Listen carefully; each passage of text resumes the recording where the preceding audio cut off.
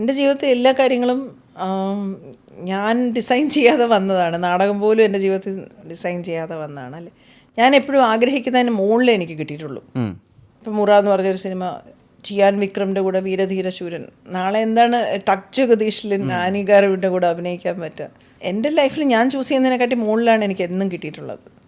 അപ്പോൾ എനിക്കങ്ങനെ കംപ്ലയിൻ്റ് ഇല്ല. പിന്നെ ചില ആക്ടേഴ്സൊക്കെ ഇങ്ങനെ പറയുന്നതൊക്കെ എന്നെ എനിക്ക് വേണ്ടത് കിട്ടിയിട്ടില്ല, അങ്ങനെ കിട്ടിയിട്ടില്ല എന്നൊക്കെ പറയുമ്പോൾ എന്താണ് എൻ്റെ മാജിക് എന്ന് മനസ്സിലിങ്ങനെ ആലോചിക്കും. പിന്നെ അത് വിട്ടുകളയും. എന്ന് വെച്ചാൽ എനിക്ക് അറിഞ്ഞുകൂടായിരുന്നു ഉത്തരം. ആകെ എനിക്കറിയാവുന്നത് നമ്മുടെ ജോലിയെ നമ്മൾ കൂടുതൽ സന്തോഷത്തോടെ, ഉത്തരവാദിത്തോടെ, ഉത്സാഹത്തോടെ ചെയ്യാനായിട്ട് മനസ്സിനെ സജ്ജമാക്കി വെക്കുക, പരാതികളൊന്നും ഇല്ലാതെ.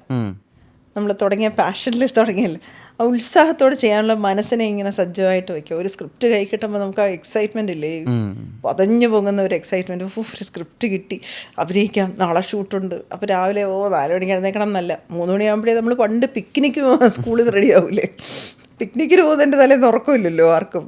രാത്രി പിറ്റേ ദിവസം എക്സ്കേർഷന് പോകണമെന്ന് പറഞ്ഞിട്ട് ആരും ഉറങ്ങില്ല. ഞാനൊന്നും ഉറങ്ങില്ലായിരുന്നു. ഇങ്ങനെ രാവിലെ എഴുന്നേക്കണം എന്ന് പറഞ്ഞ് ഇങ്ങനെ കിടക്കും. അതേപോലെയാണ് എനിക്കിപ്പോഴും ഷൂട്ടിന് പോകണമെന്ന് പറഞ്ഞാൽ പിന്നെ ആ എക്സ്കേർഷന് പോകുന്നത് എൻ്റെ എക്സൈറ്റ്മെൻറ്റ്. ഷൂട്ട് അങ്ങനെ ഒരു അവിടെ ചെന്ന് വഴക്കായാൽ പോയി, അല്ലെന്നുണ്ടെങ്കിൽ നാളെ രാവിലെ ഷൂട്ട് പോയി. അവിടെ എനിക്ക് ഒരു അപ്പോൾ ചിലരൊക്കെ വന്ന് പറയും, ചേച്ചി രാവിലെ വന്നാണ് ചേച്ചി, ഷോട്ടിന് വിളിച്ചിട്ടില്ല, ഉച്ചയായി പോയി എന്നൊക്കെ അസിസ്റ്റൻ്റ് ഡയറക്ടേഴ്സൊക്കെ വന്ന് പറയും. ചേച്ചി വിളിച്ചിട്ടില്ല, ഒന്നും വിചാരിക്കില്ല. ഞാൻ പറയും ഒരു കുഴപ്പമില്ല, നിങ്ങൾ എവിടെ എന്നെ ഈ സെറ്റിൽ നിന്ന് പറഞ്ഞു വിടാതിരുന്നത്, ഞാൻ ഇവിടെ ഇരുന്നോളാം, എനിക്ക് ഒരു പരാതിയില്ല, എന്നെ ഇവിടെ ഇരുത്തിയോണ്ടൊന്നും ഒരു പ്രശ്നവും എനിക്കില്ല എന്ന്. അത്രയ്ക്ക് കൊതിയാ. നാട്ടുകാർ പറയോ ഇവരുടെ കൊതി കാരണം ഞങ്ങളാണല്ലോ സഹിക്കേണ്ടത്. എല്ലാത്തിൻ്റെയും കമൻറ്റിൻ്റെ അടിയിൽ കാണും. ഇന്ന് വീരധീരശൂരൻ്റെ ഉണ്ടായിരുന്നു, നിങ്ങൾ മാത്രം ആ സിനിമയെ കൊള്ളൂലായിരുന്നു, മുറയിൽ നിങ്ങൾ മാത്രമേ ഈ സിനിമയെ കൊള്ളൂലായിരുന്നു, ഇങ്ങനെ സ്ഥിരമായിട്ട് എനിക്ക് കമൻറ്റ് വരും ഫേസ്ബുക്കിൽ. ആളിത് കാണുന്നുണ്ടെങ്കിൽ ഇവരെ കാരണം ഞാൻ സഹിക്കും. ഈ നെഗറ്റിവിറ്റി എങ്ങനെയാ ഇഗ്നോർ ചെയ്യണേ?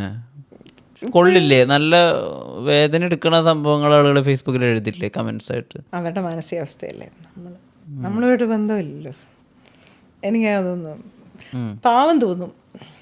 ഒന്നാമത് എന്തിനാണ് അവർ ഇപ്പം പലപ്പോഴും ഞാൻ ഈ നെഗറ്റീവായിട്ട് പറയുന്ന ആൾക്കാരുടെ അടുത്ത് നിന്ന് എന്താ മോനെ എന്നൊക്കെ ചോദിച്ചു കഴിഞ്ഞാൽ, ചേച്ചി എന്നോട് മിണ്ടിയോ നേരം അടുത്ത കമൻറ്റ്, എൻ്റെ അടുത്ത് ആദ്യമായിട്ടോ ഒരു സെലിബ്രിറ്റി മിണ്ടുന്നു എന്നൊക്കെ. അപ്പോൾ നമ്മളെ ഞാൻ സെലിബ്രിറ്റി ആയിട്ട് മിണ്ടിയതല്ല കേട്ടോ, ഞാൻ സാറിനൊക്കറിയാം നമ്മൾ. അപ്പോൾ അവരുടെ പ്രശ്നം തീർന്നു. ചിലപ്പോൾ എന്നെക്കാട്ടി ടാലൻ്റ് ഉള്ള ഒരാളായിരിക്കും ആ കമൻറ്റ് ഇട്ടേക്കുന്നത്, അയാൾക്കൊന്നും എവിടെ എത്താൻ പറ്റി കാണില്ല.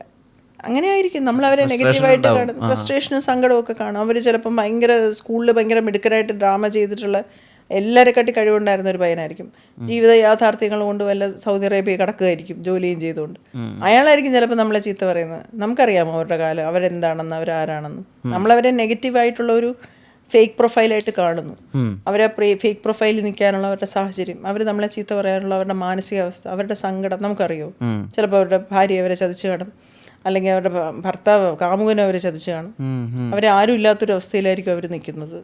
അപ്പോൾ അവർക്ക് നമ്മളോട് ദേഷ്യം വരും. അവർക്ക് അവരുടേതായ ന്യായീകരണങ്ങളാണ്. നമുക്കവരെ അറിയാമോ? നമ്മളെന്തിനാ അവരെ കുറ്റം പറയുന്നത്? അവർക്ക് അവരുടേതായ ഒരുപാട് വിഷമത്തിൽ നിന്നേ ആൾക്കാർ ചീത്ത പറയുള്ളൂ. സങ്കടത്തിൽ നിന്ന് മാത്രമേ ആൾക്കാർ ഫ്രസ്ട്രേറ്റഡ് ആയിട്ട് വേറൊരാളെ ചീത്ത പറയൂ, അല്ലാതെ പറയില്ല. അപ്പം ഞാൻ എപ്പോഴും വിചാരിക്കുന്നത് ഇവർക്ക് എന്തോ വിഷമമുണ്ട്, അവർക്ക് എത്തേണ്ടടുത്ത് എത്താൻ പറ്റില്ല, അവരെന്തുകൊണ്ട് കഷ്ടമാണ്, അവർക്ക് ഫേക്ക് പ്രൊഫൈലിനകത്ത് നിന്ന് ഒരാളെ തെറി പറയേണ്ട ഒരു മാനസികാവസ്ഥയും ഗതികേടും അവർക്ക് വന്നിരിക്കുകയല്ലേ. അപ്പോൾ അവരാഗ്രഹിച്ചൊന്നും അവർക്ക് ആവാൻ പറ്റിയില്ല, അവരുടെ മുഖം പോലും അവർക്ക് കാണിക്കാൻ പറ്റുന്നില്ല. നമ്മളവരോട് സഹതപിക്കുക, ദൈവമേ അവർക്ക് വേണ്ടി പ്രാർത്ഥിക്കുക, അവർക്ക് നല്ലത് വരട്ടെ, അവരുടെ വിഷമങ്ങൾ മാറട്ടെ, അവരെ ആരെങ്കിലും ചതിച്ചു കാണും, അങ്ങനെയൊക്കെ ഞാൻ ആലോചിക്കുന്നു. അല്ലാതെ എന്നെ എന്തെങ്കിലും പറഞ്ഞു ഞാൻ ചിന്തിക്കില്ല. പിന്നെ ഫാമിലിയൊക്കെ പറയുമല്ലോ, എന്നെ മാത്രം ബാധിക്കാത്ത കാര്യമാകുമ്പോൾ എനിക്ക് ശരിക്കും സങ്കടം വരും.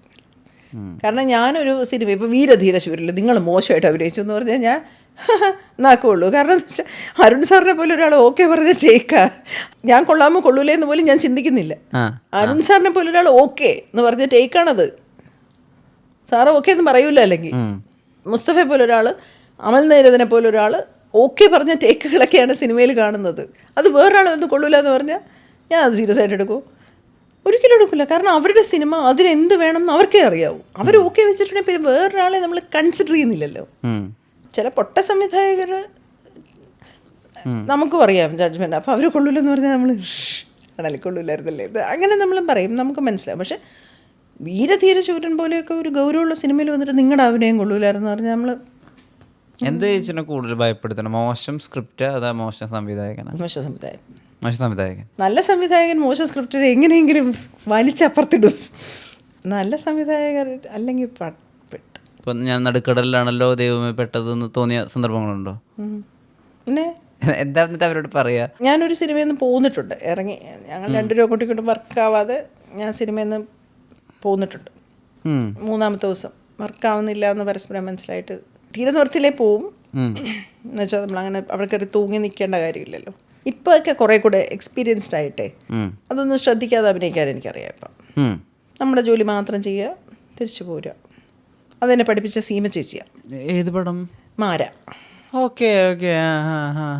ആ സിനിമ നല്ലതായിരുന്നു.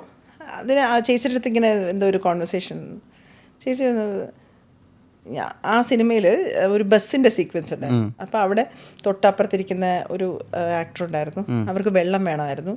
പിന്നെ വേറെ എന്തോന്നോ ആർട്ടിലെ ഒരു സാധനം മറിഞ്ഞു വീണ് കിടന്നു. അപ്പം ഞാൻ ഈ സാധനം മറിഞ്ഞു വീണേന്ന് പറഞ്ഞ് താഴെ കൊണ്ടുപോയി ആർട്ടുകാർക്ക് കൊടുത്തു. ഈ സാധനം മറിഞ്ഞു വീണു, നാടകരിയാണല്ലോ. ഈ കുട്ടിക്ക് വെള്ളം വേണമെന്ന് പറഞ്ഞ് ഞാൻ അപ്പുറത്ത് പോയി വെള്ളം വാങ്ങിച്ചോണ്ട് കൊടുത്തു.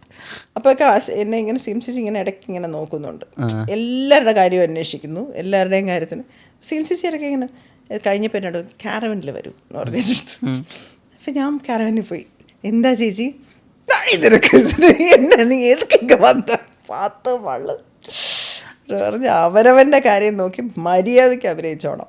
നിൻ്റെ റോൾ, ആ കോൺസെൻട്രേഷൻ പോകും നിനക്ക് അഭിനയിക്കുമ്പോൾ. അത് മാത്രം.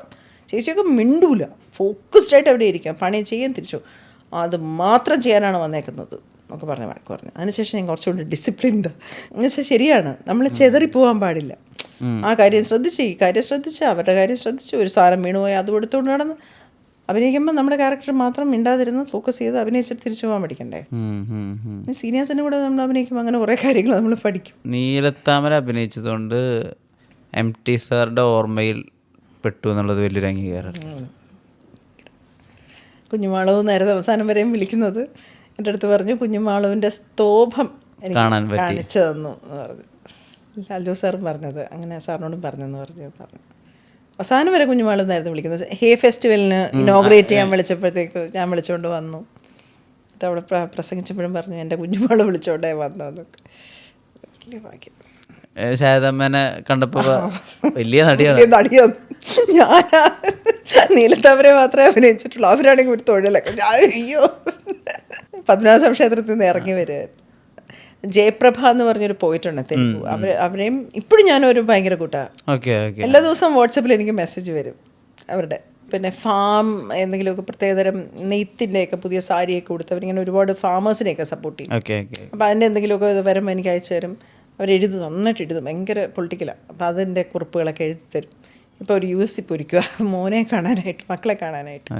ഇപ്പോഴും ഭയങ്കര കൂട്ടാണ്. അതാണ് അത് ഞാൻ ഞെട്ടിപ്പോയി. ഇവരെ ശശിഭൂഷൺ സാറ് പറഞ്ഞിട്ടാണ് പറയാൻ പോകുന്നത് തന്നെ എനിക്ക് അറിഞ്ഞൂടാ. ചൈത്ര ഹോട്ടലിൽ പോയി. അപ്പോൾ ഇവർക്ക് അമ്പലത്തിൽ പോകണം എന്ന് പറഞ്ഞു.